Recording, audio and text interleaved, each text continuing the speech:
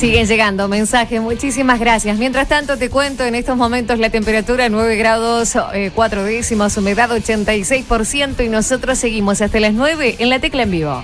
Y nos atiende tempranito, como es habitual, algo que le agradecemos mucho, Leopoldo Moró, colega, dirigente de una larga trayectoria. Leopoldo, gracias por atendernos, buen día.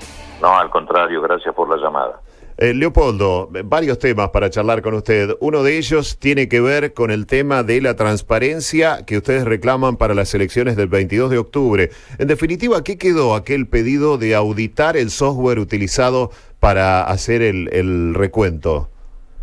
Bueno, precisamente ayer hicimos con Jorge Tayana y Graciana Peñafort esta conferencia de prensa para advertir a la opinión pública, a los ciudadanos, que no hemos obtenido hasta aquí, y faltan ya pocos días para la realización de la elección, ninguna respuesta, ni a la demanda de que se le entregue el software no solamente a Unidad Ciudadana, sino a todos los partidos que participan, de modo tal de poder auditarlo y que no se reedite una situación tan bochornosa como la que se vivió la noche del 13 de agosto, cuando nada más y nada menos que el propio presidente de la Nación, ni siquiera un funcionario electoral, salió a decir que había ganado una elección que no había ganado, en el caso de la provincia de Buenos Aires.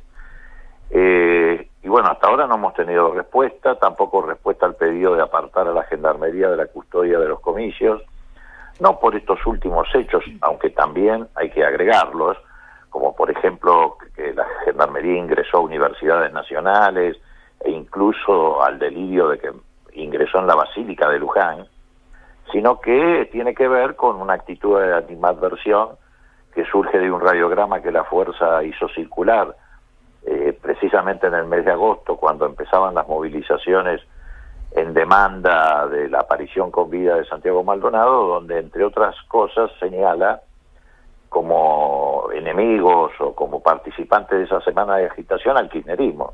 Esto significa una clara animadversión de una de las fuerzas que tiene que custodiar la transparencia del comicio.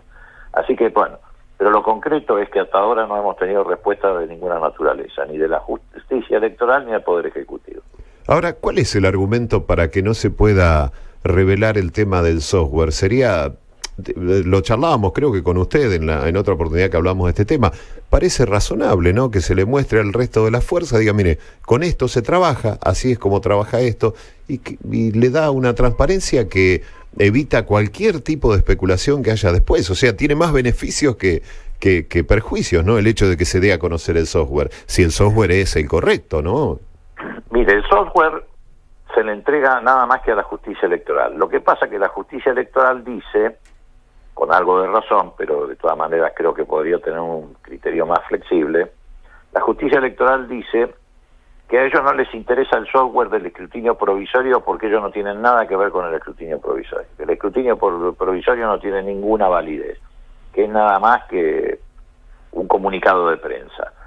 Que el escrutinio que para la justicia vale es el definitivo, que es precisamente el que realiza la propia justicia y verifica la propia justicia. Ahora, ¿qué sucede con esto? Como para ellos no tiene validez, no lo auditan. Y tampoco lo entregan a los partidos políticos, por lo tanto no lo audita nadie. Entonces estamos en un problema muy serio y yo no sé, yo francamente, los argumentos de la empresa son de naturaleza, porque ustedes saben que esto lo lleva adelante una empresa privada, Claro. Indra, Sí. son de naturaleza estrictamente, como podríamos decir, comercial, porque sostienen que el software, que es el que utilizan también en otros países, puede ser penetrado, puede Claro. toda una serie de pretextos que me hacen pensar a mí que hubiéramos estado frente a un desastre si hubiéramos tenido voto electrónico, porque ni siquiera hubiéramos podido detectar este tipo de circunstancias y de maniobras. Ahora, otro tema, le decía que teníamos varias preguntas para hacerle, respecto de lo que vienen diciendo desde, sobre todo, la oposición y el espacio que usted integra, Unidad Ciudadana. se han conocido algunos detalles bastante preocupantes de lo que viene después de las elecciones. Ya se conoce, por ejemplo, y esto dicho por los propios dirigentes de los expendedores de combustible, que va a subir el combustible entre el 10 y el 11%. Se habla de que las tarifas van a subir, van a subir las prepagas, que van a subir las tarifas de telefonía. Eso se minimiza del lado del gobierno, pero desde la oposición se dice, ojo, que se viene un ajuste. ¿Qué es lo que saben ustedes al respecto? Bueno, lo que sabe todo el mundo, efectivamente, se está preparando un fenomenal ajuste para después de las elecciones. Nosotros lo decimos esto con autoridad, porque en el 2015, cuando nos acusaron de hacer una campaña del miedo, adelantábamos lo que iba a ocurrir en el país con la estafa electoral que perpetró Macri en el 2015 en el debate, porque en el debate ni siquiera hizo promesas, aseguró medidas, que iba a eliminar el impuesto a la ganancia para todos los trabajadores. No solo no lo eliminó, sino que lo extendió a más trabajadores, que encima tienen salarios depreciados por la inflación. Dijo que iba a haber 82% para los jubilados. No solo no lo hubo, sino que los jubilados, que son la franja más vulnerable de la sociedad, han sido los que más han perdido en sus haberes y además le han quitado beneficios, entrega de medicamentos, etcétera. Dijo que iba a crear 2 millones de puestos de trabajo y en 2 años de su gestión, casi 2 años de su gestión, se han destruido cientos de miles de puestos de trabajo. Bueno, ahora viene un segundo ajuste que efectivamente postergan para después de la elección. Dice que van a aumentar el 40% el gas, el 50% la energía eléctrica. Mucha gente, tomada por estas campañas de los medios, que pasa, el fallido no fue casual de los miedos, dice, bueno, 40, 50%, tal vez no es tanto, sí, pero es sobre el 500 que ya aumentó. Una persona que paga hoy 2.000 pesos de gas va a pasar a pagar 2.800, y si paga 2.000 pesos de electricidad va a pasar a pagar 3.000. Efectivamente también viene el aumento de combustibles. Sobre todo esto va a impactar en el gasoil, esto va a tener un reflejo en el costo de vida y en el precio de los productos. Pero además viene la flexibilización laboral, que va a bajar aún más los costos y los ingresos de los trabajadores. Viene una reforma al sistema de jubilaciones y pensiones. Va a pasar lo mismo que pasó con todos los gobiernos que se han endeudado desaforadamente como este. Van a manotear la plata de los jubilados. Entonces la pregunta es, si una o todas de esas medidas juntas fueran beneficiosas para la sociedad, ¿por qué no las anuncian ahora? ¿O por qué no las discutimos en campaña electoral? ¿Qué mejor momento? ¿Saben por qué? Porque vuelven a embocar a la gente. Vienen otra vez a embocar a la gente. Y por eso hay que tener un voto preventivo, un voto anticipatorio, un voto que proteja y cuide a los ciudadanos, porque vienen por un nuevo ajuste brutal. Bueno, desde nosotros venimos hablando con integrantes de las distintas fuerzas, ¿no? Hablamos también con los de Cambiemos, ayer hablamos con Montenegro. Bueno, en general ellos dicen que la gente les dice que no aflojen, que sigan con las reformas, que vayan para adelante y que no volvamos al pasado. Perdón, ¿pueden levantar un poco el retorno? Sí, ahí me va a escuchar mejor seguramente, Leopoldo. Bueno, gracias. Digo que venimos hablando con referentes de distintos espacios, lo hemos hecho con la gente de Cambiemos, de hecho ayer hablamos con Guillermo Montenegro, y en general los dirigentes ligados al actual gobierno dicen que lo que recogen ellos en las timbreadas y en el contacto cara a cara con la gente es que la gente les pide que no aflojen, que sigan adelante con las reformas y que no miren hacia atrás. Dicen, no queremos volver al pasado. Digamos, usted formó parte de ese supuesto pasado al que la gente dice que no quiere volver. Ayer la gobernadora endureció su discurso, vinculó directamente a los últimos 12 años, dice, ¿qué pasó con el tema de la droga? ¿Miraban para otro lado o fueron cómplices de las mafias? ¿Qué podemos decir ante esas declaraciones?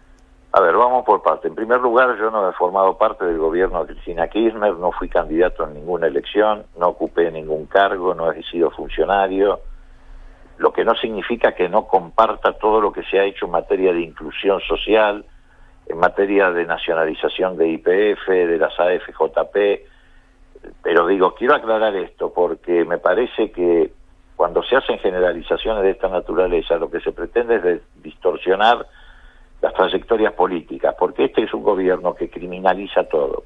Este gobierno lleva adelante 3 escalones. Criminaliza primero, después inventa un enemigo interno donde mete todos a los que criminalizó, y después empieza a reprimir y a pasar por encima de las instituciones, como viene ocurriendo con una violencia institucional que se está agravando minuto a minuto, que tiene en la desaparición forzada de Santiago Maldonado su máxima expresión, pero donde además hay que incluir que te infiltran policías en las marchas para que la gente se asuste y no vaya a marchar nunca más, que aprietan periodistas y medios de comunicación que tienen a esos periodistas, que pasan por encima de jueces, que quieren echar por decreto una procuradora.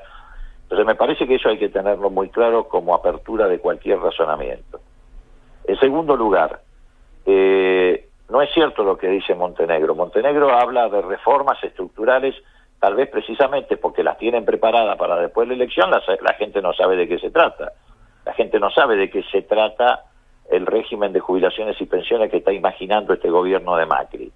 Ahora, lo que la gente sí tiene muy en claro, y no creo que se lo pidan los timbreos, es que no pueden seguir los tarifazos, salvo que nosotros tengamos una mirada muy equivocada y la gente cuando van a timbrear y ellos anuncian, si es que lo anuncian, que va a haber un nuevo tarifazo, o los aplauda. La verdad que yo lo pongo en duda, porque además 2 de cada 3 bonaerenses votaron en contra de la política de ajuste de Macri.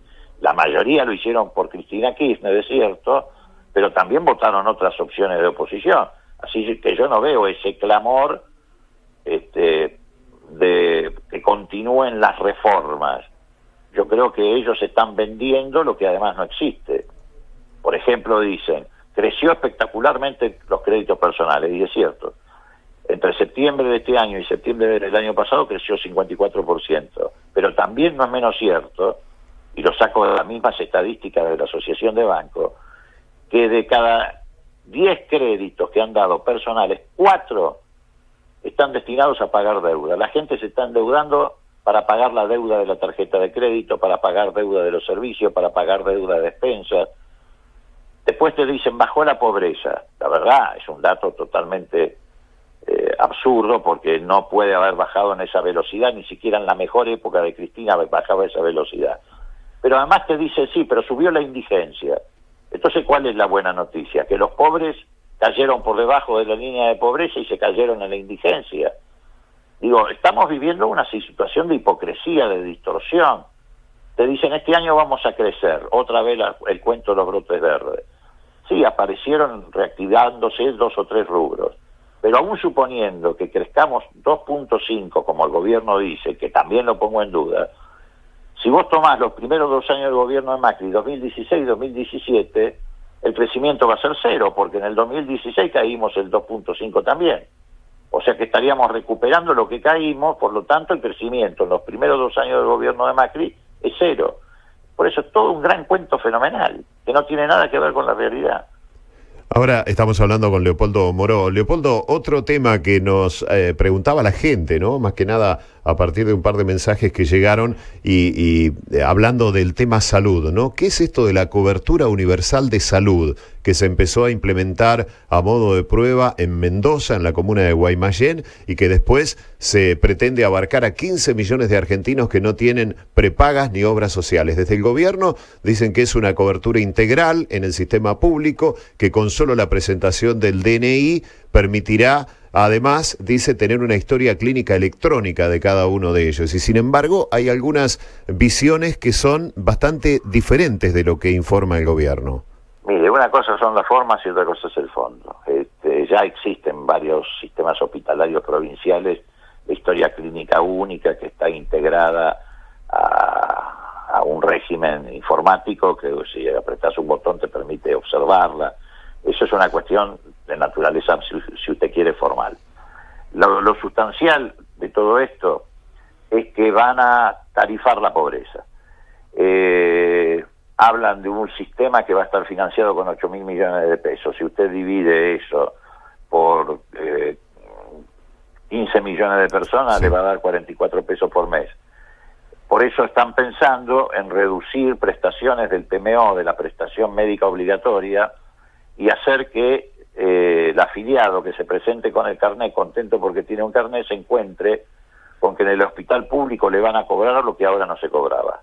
Una serie de prestaciones que van a quedar afuera, sobre todo las de mayor complejidad oncológica, etcétera, y va a haber que pagarlas. Del mismo modo que en algunas prepagas hay que pagar,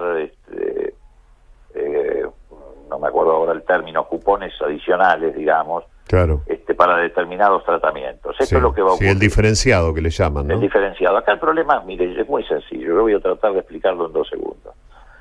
El gobierno de Macri presentó para el año 2018 un presupuesto de gastos y de inversión que prevé como el mayor gasto del Estado 285.000 millones de pesos para pagar intereses de la deuda.